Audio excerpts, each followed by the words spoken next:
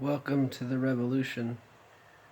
If it isn't overtly evident, I am once again enraged at the genocidal racism that is systemic in the police departments of the country I live in, and am also disgusted at attempts by some that claim George Floyd had a criminal record or was committing an illegal act as a justification for his murder.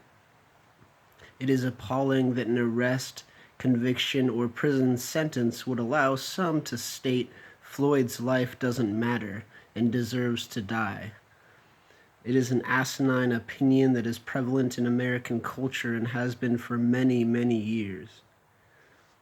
Having been released from prison myself in November of 2018 after being held there against my will for 50 months, 50, due to my ex, a wealthy white woman, claiming I burglarized her residence when I tried obtaining possessions back after we broke up due to her breaking our monogamous agreement, and a triad of police officers who brought an AR-15, a 12-gauge shotgun, and a .45 revolver to a collegiate housing complex with students in range of their drawn weapons to arrest me later that evening in the third-floor game room.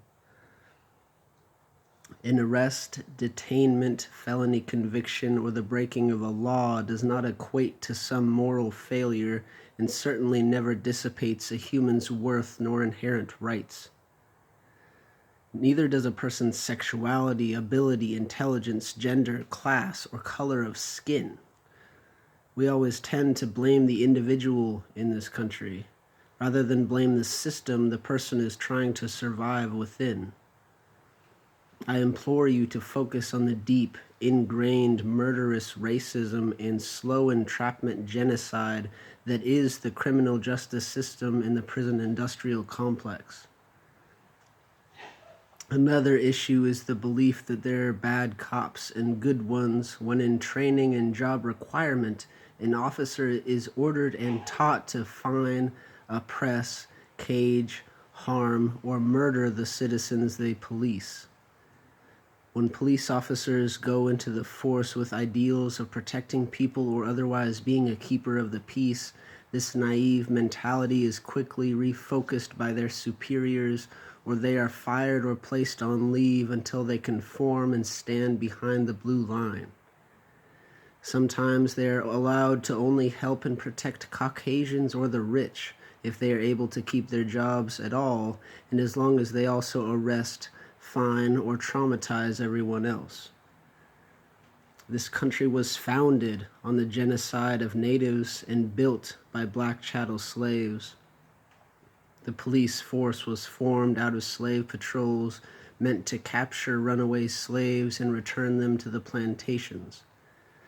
If you take the time to watch 13th on Netflix or to read Howard Zinn's A People's History of the United States, Ibram X. Kendi's Stamped from the Beginning, Jordan T. Camp and Christina Heatherton's Policing the Planet, Angela Davis's Are Prisons Obsolete, and or Alex S. Vitale's The End of Policing, it will go a long way towards the factual, historical, and present-day narratives of these truths. What this country has done is replace the plantation with the prisons, the chattel slave with the criminal or felon, and slave catcher with police officer. This centuries-long structural racism has gone far enough, and I stand in solidarity with every protester, maced by an officer, everyone who has cried due to a tear gas canister, and every single immortal soul shot or killed by a so-called peace officer. To those still serving time in metal cages, within steel buildings, behind concrete walls, and beyond fences of razor wire, I am awaiting your freedom. For all my fellow abolitionists, please keep being vocal. Please keep showing up. Please keep fighting. Let my people go. Welcome to the revolution. I love you all.